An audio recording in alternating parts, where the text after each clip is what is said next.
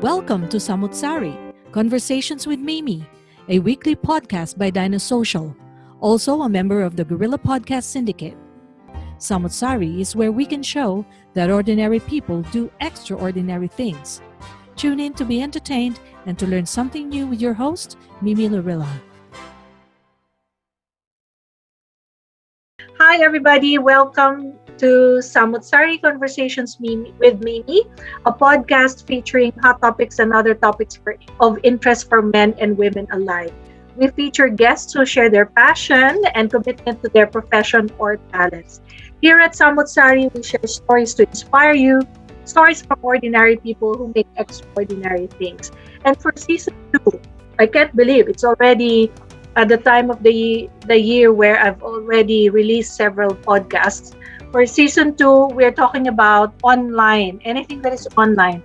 Whether you are a virtual assistant, a business owner, a freelancer, or other work from home professionals who are doing it in this space because of a lot of different reasons. COVID-19 is a perfect example why. We want you, the audience, to get an idea or a flavor of the lives and perspectives of the people who are in this space. And occasionally, we go back to the original theme of Sari, which is to feature noteworthy achievements of ordinary people doing extraordinary things. And sometimes when we get invites to be involved with public service topics, we also provide that in the show. That's the reason why I love Sari, because we can talk about anything and everything in the show, which is the translation of Sari. And today's episode is no different from the rest because we have a professional, a teacher. A teacher is more generic, no, but she's more like a professor because she's teaching in the university level. And I have here Dr. Tina Parina with me. How are you, Tina? Hello and welcome. Dr. Mimi. Yes. Hello. Thanks for having me. Of course. Matagal ko nang gustong makasama ka, and I thought that this is a perfect opportunity for us to discuss a different side of learning naman. I've already interviewed people who are teaching or managing a school, teaching in the primary school or early childhood education level, and I thought, why not do the whole spectrum? So today I want to hear it from you, who's been teaching in the university tertiary level for a long time. And with your expertise here, obviously we go way back pa. So our friendship went way back pa, being a colleague way back pa. So I really want people to understand na your life has also changed because of teaching online in a way. But before that, I would like to get the audience to know you more. So can you tell us a little bit about your career or your profession, and what are you doing right now, Tina, as a professor, as a teacher in the higher education level? Okay, well, Doc Mimi, contrary to a lot of teachers I know who started teaching, say, in the high school or in the primary level, I have already started in the university level at the start of my career. I have never experienced teaching in the high school or in the primary. So right after graduating from college, I was accepted to teach in a university, De La Salle University, the one in Dasmariñas. And so that was already a tertiary level experience for me. So I had an exposure to the mature kind of learning early on. In fact, on my first years of teaching, I've had students who were way older than I was. And then after 2 years, I transferred to the main branch, the one in Manila, and I have been there now for many years. Let's not say anymore the number of years. I know, that's why I'm avoiding it. I'm avoiding it as well. Let's just say you established yourself in DLSU-Manila for quite some time now. So in an extensive period of time.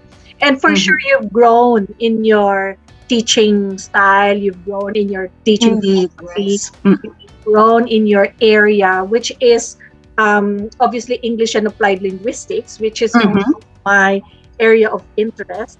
Mm-mm. So I'm really happy that you stayed with De La Salle for such a long time. I decided to leave the academia and move Mm-hmm. different things in my life. But funnily enough, you've learned to really embrace and love teaching at the university level, because that is also my history. I've never experienced teaching in high school or elementary. But I Mm-hmm. started my career in teaching also at the tertiary level. So I know how to deal with adult or mature learners. I'm not sure how to deal with, Me young. also. Me also. I don't know. I'm not trained to handle them. Yeah. So maybe the people that are listening to us are saying, what's so special about the topic that Tina and I will be talking about today in this program?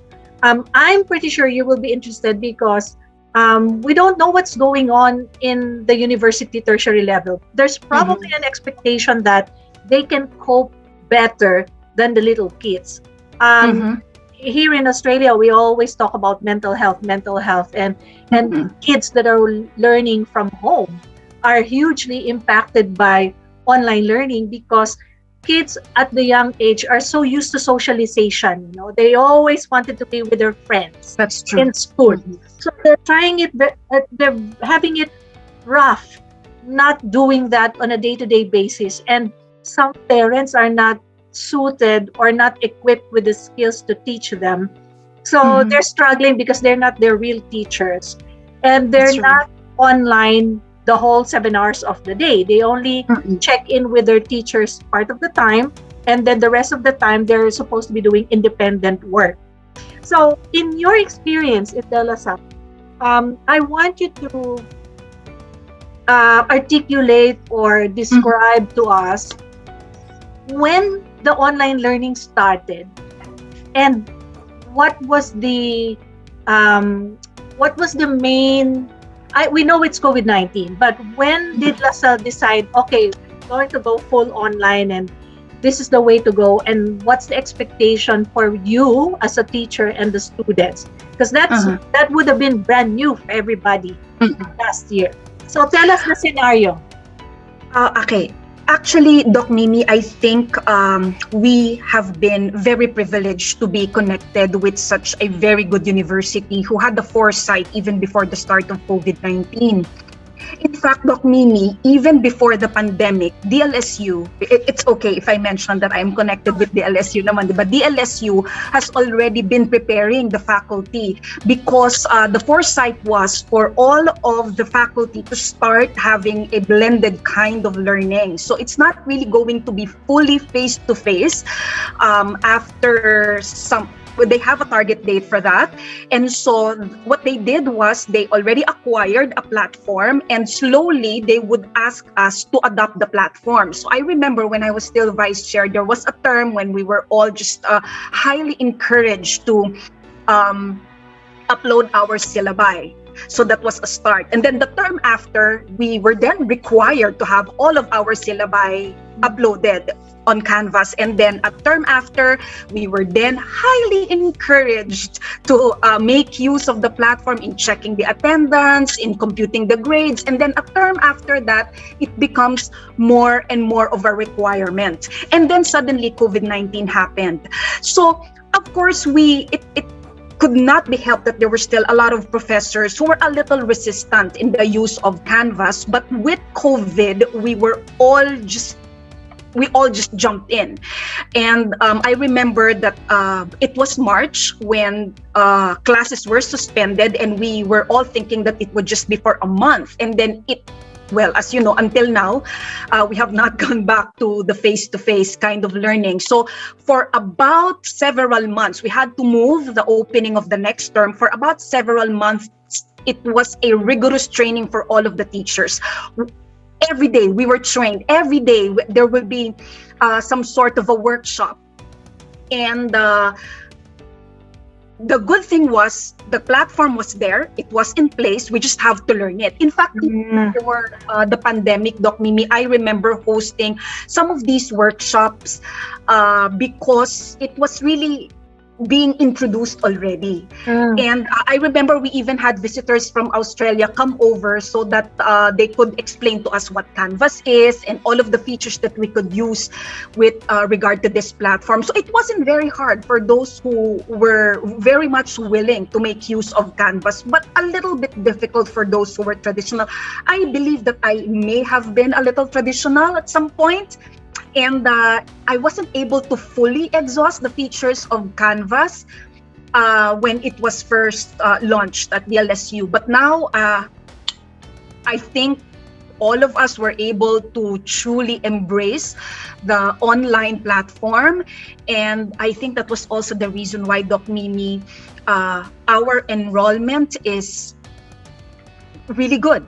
Yeah, that's good. So, like you said, DLSU is very, very privileged. So, I'm also wondering, what's the situation like for the non-DLSU tertiary institutions?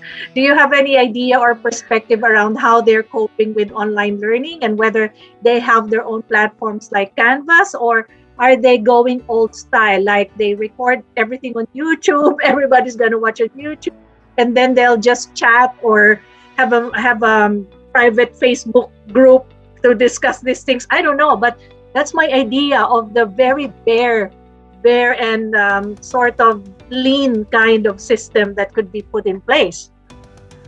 Look, Mimi, there were still some institutions who are using a free platform at this point in conducting their online classes. And that might be a problem because there are a lot of things that they will not be able to execute, as opposed to when you're using Canvas, like you can make use of it really is like a classroom that you have put inside of a computer, so to speak. But there are still some schools who were at first thinking, okay, this might be for a few months only, then let's just make use of this free platform, and they didn't realize that it's going to drag on this long. And so I don't know how they have tried to adapt. I have talked to some of my friends who were connected to other universities, and many of them said that the administrators came up with a deadline where they are all supposed to report already, thinking that it was going to end at that time, but it didn't. So I think it was more of a rush for these schools, institutions, because right now, they have no idea if it's going to be for more than a year from now. However, from what I've heard, DLSU has already prepared to have the fully online or the blended learning 2 years from now. So again, that foresight that this is not going to go away. And so this is something that we have to be good at and something that we have to embrace. So I also heard about asynchronous and synchronous learning a lot, but I still don't fully understand that. So maybe that's something you can also elaborate, because there might be other parents hearing that word but still don't really fully appreciate what it means. So what is asynchronous and synchronous learning in your context at DLSU?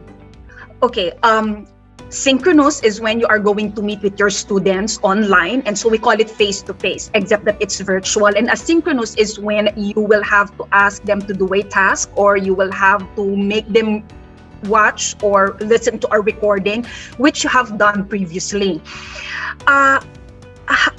I guess, Doc, this is connected to the mental health that you were talking about earlier, because they have realized how it can be a little taxing for the students if they are online for about 10 hours in a day. So they came up with the solution of coming up with an asynchronous session. So that means that they do not really have to be in front of the computer for a specific time.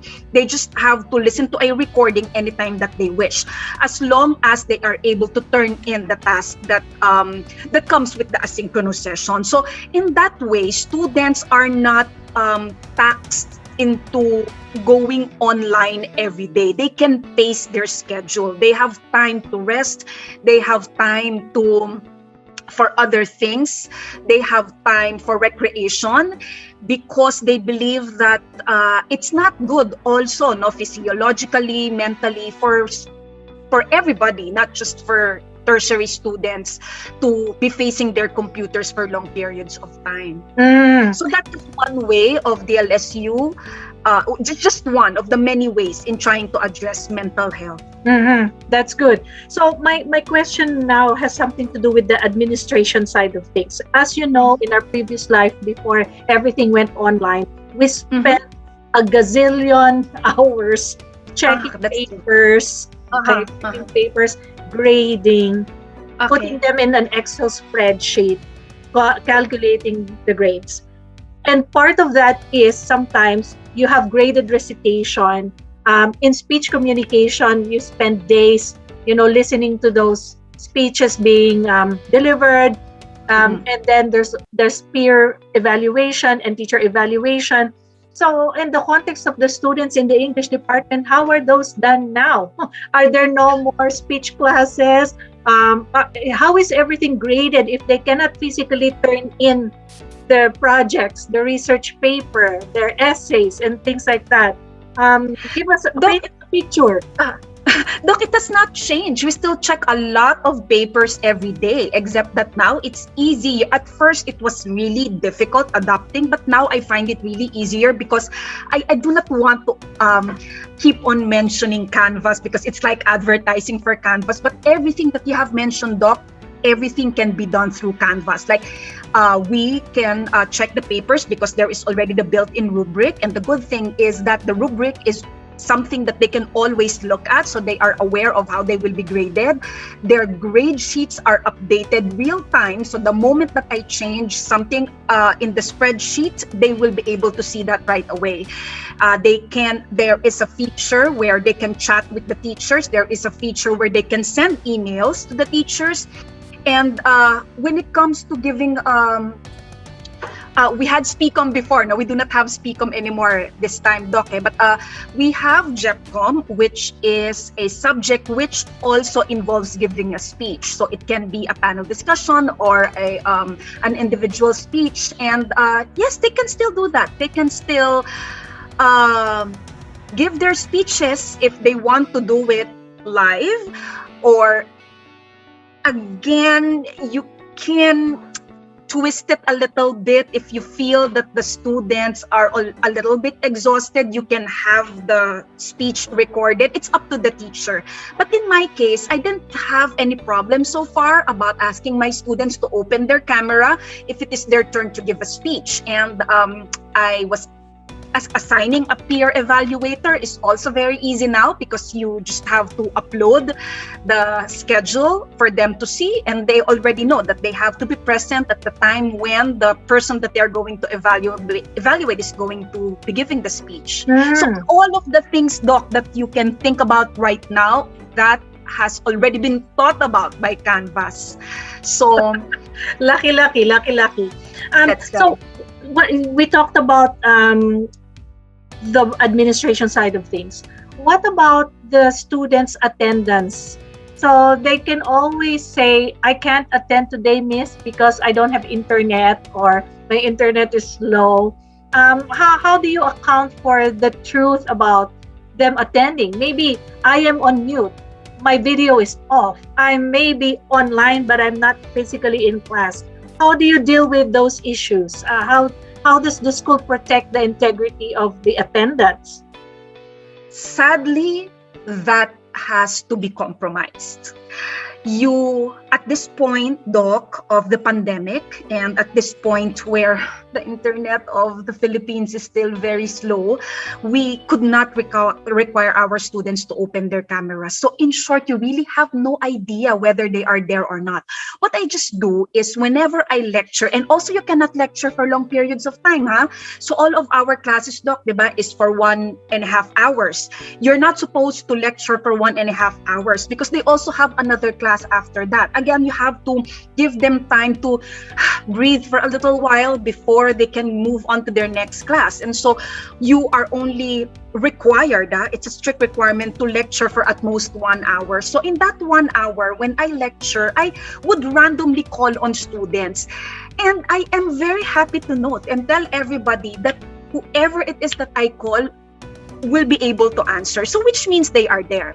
it was very, very rare when the student was not able to answer because suddenly the internet was cut off, or she or he has to go somewhere for a short period of time for a few seconds. Sometimes they would say, "Miss, I heard my classmates told me that you called me. I was here. I just went to the bathroom," But you're not required to make them open their cameras. And it's something that I have to live with and I have to understand because it's the pandemic.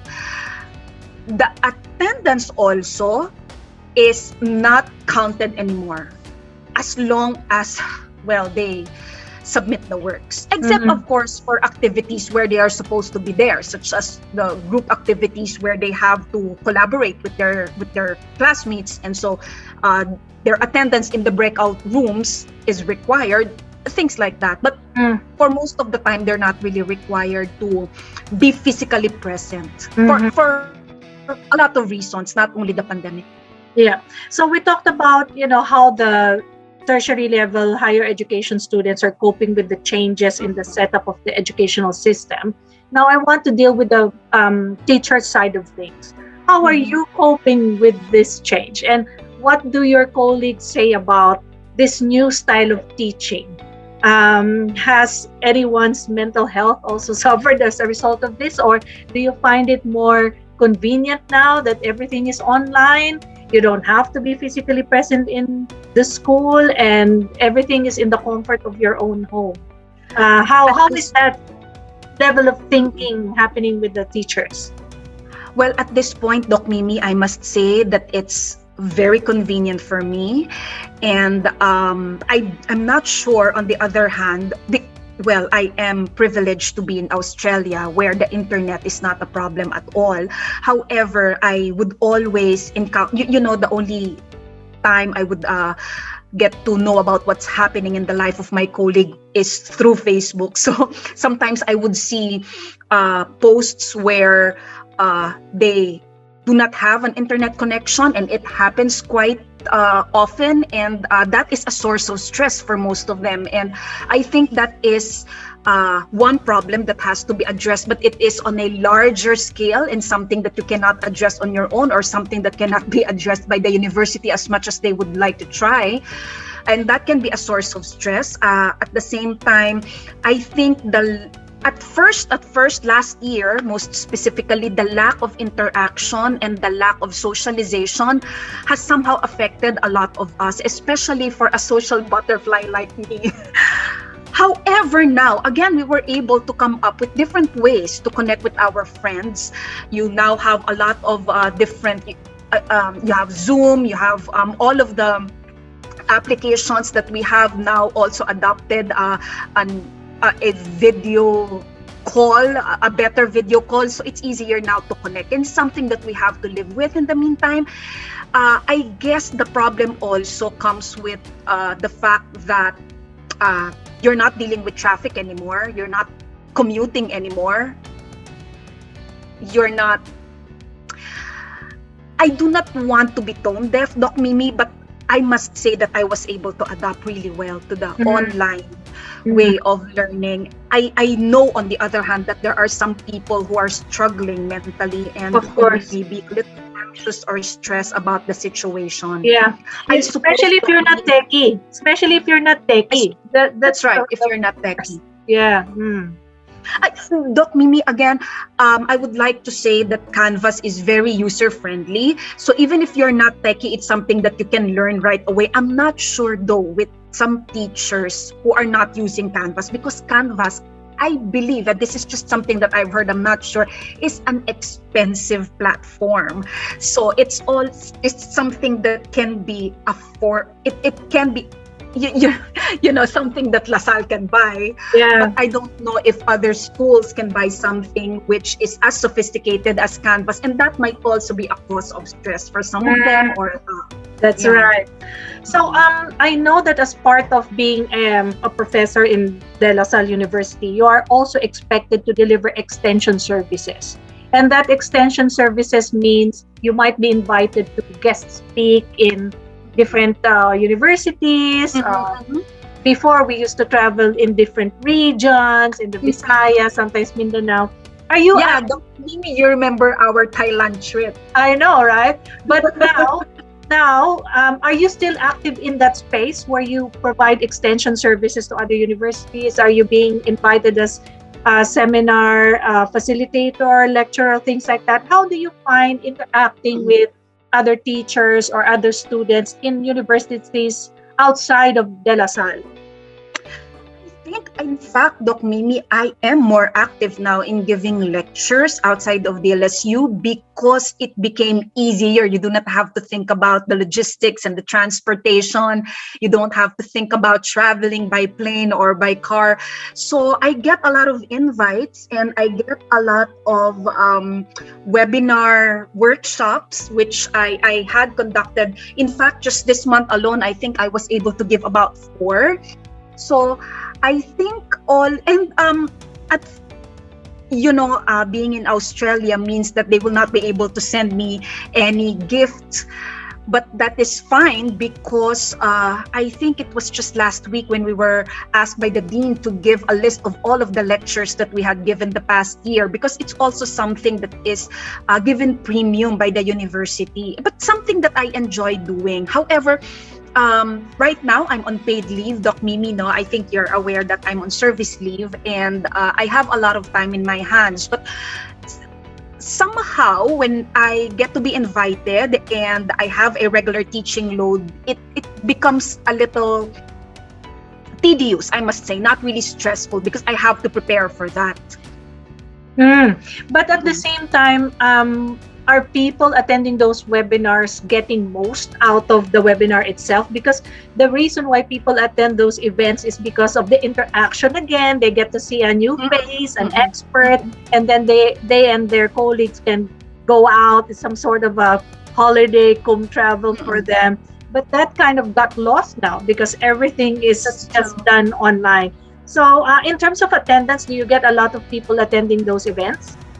Yes, a lot of people would always be attending the events, but when it comes to if they are learning something from the lecture, I am not so sure about that. However, I think, Doc Mimi, these lectures are a breather of some sort. So even if they do not get to pick a lot of concepts that they do not really learn something from the lecture, it's a breather from the usual routine that they do every day. And I think also it will be better for them to take a breather every now and then by attending lectures and workshops every now and then, so that you're not always just faced with your students day in, day out. They also get to see their colleagues. Yeah, that's right. And I'm thinking also faculty meetings and faculty gatherings have obviously changed now, limited to being on the screen, You can we don't have free cake anymore. Yeah. But then the department will be happy about that because it's less of an expense. I remember before of the budget for catering and all of these things, supplies and materials every time you organize a workshop. So that must have been significantly dropped because you don't have to worry about those things anymore. So I wonder how the teachers are sent those food if it's for a meeting. Do you do Uber Eats and then you eat online together? Have you done something like that? I have attended defenses, thesis and dissertation defenses, where students would be sending a little something to the panel members, just like how we do it during face-to-face. And there are also times when we would have institutional activities, and when you have registered, then you will be receiving a certificate for that, all of which I was not able to use because I am here in Australia. But yes, they will still be sending certificates in lieu of the usual buffet of lechon that we would have every time we would have this institutional activities. Nako, Tina, very, very interesting naman. So I think my takeaway from my interview with you today is that what's happened in terms of your teaching now and in terms of the learning of tertiary education students, higher education students, or university students is not a gloom and doom situation. Not so much. Yeah, I think for DLSU, it really got lucky because there was that infrastructure, that IT infrastructure that has been, what do you call that, ahead of the game, you know. Even before it actually became totally useful because of COVID, they were already thinking about Mm-mm. innovating to prepare for the future. And like I said, we can't really predict what the situation is with the others, but I'm assuming they're coping then in a way in terms of what platform they're using. And I guess that's what we need to do. We have to consistently find ways to adapt to the changes that are around us. We can't just be stuck on one thing. So that's one of the Mhm. other things that I learned from our interaction today, which is not to resist change, but to Mhm. adapt to change. You're physically in a different country, but you're still very much a part of the Mm-mm. faculty. You're still very Mm-mm. much teaching. You're adapting to being away from them, your family overseas, your Mm-mm. friends in the Philippines. But then you make more connections where you are now. You're expanding your reach. You're Mm-mm. expanding your networks, and you continue to do your job, and you continue to be a resource person, which is again being of service to other people. So I guess, Tina, in a way, um, life has been good despite the pandemic, because you have not been limited to what you can do, but you've Yes. been offered an opportunity to still do your job in the Mm-mm. best way that you can. So if Mm-mm. there's anybody out there who is a teacher, or who is somebody who was previously involved in the academe that stopped, that wanted to go back, Mm-mm. or somebody just thinking of what life would be like in the academe, is there any final message or advice that you can give them, um, especially to those who are in this current situation? Advice. I suppose it's well, they just have to be prepared and to go through a lot of trainings. I do not want to say they have to be mentally strong, because all of us are coping and all of us have our weaknesses that we have to address while we are in the pandemic. But they just have to expect that there will be a lot of trainings, and it's something that they will be learning along the way. It's not something that they are supposed to learn in one shot, because we were not able to do that even if we had months of training. Upon the opening of the classes and everything was fully online, we still had to grapple our way around the platform. So it's something that you have to uh, give yourself, that you're not supposed to learn it all in one shot. You Mm. just have to get into the system if you really want to teach. It's one of the most fulfilling jobs. I still believe in that you can have at this point, and it also gives you an opportunity to connect. You know, Doc Mimi, I think most of the people who are having anxieties right now are those who had very little chance to socialize with other people. This is a way to connect with other people, even if at times it seems to be dragging, but it's still a way for you to talk to other people Mm. outside of your home. That's right. The important thing is we remain connected. We Mm-mm. don't isolate ourselves too much, Yeah, because that's what gets to your mental health. You know, the feeling of being alone, that's isolated, right. not being able Mm. to connect. So I agree with everything that you've said, and I really, really wish to thank you for your inputs today. I wish we could go on and on. Maybe we'll do a part two. But for now, Tina, I have to end the show first. So thank you for being here today, and I obviously value all your inputs and contributions. So definitely there will be a part two. Maybe we'll talk about another topic that's Mm-mm. of interest to people who are teaching in the tertiary level.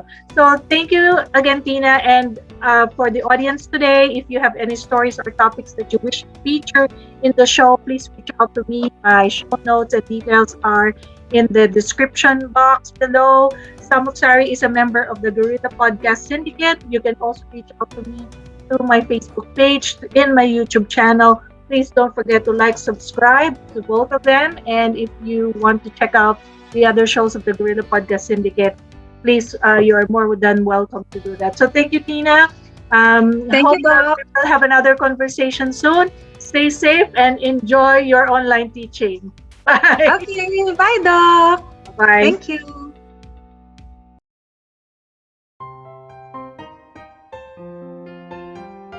If you find value in this episode, make sure you like and subscribe to be notified of new releases.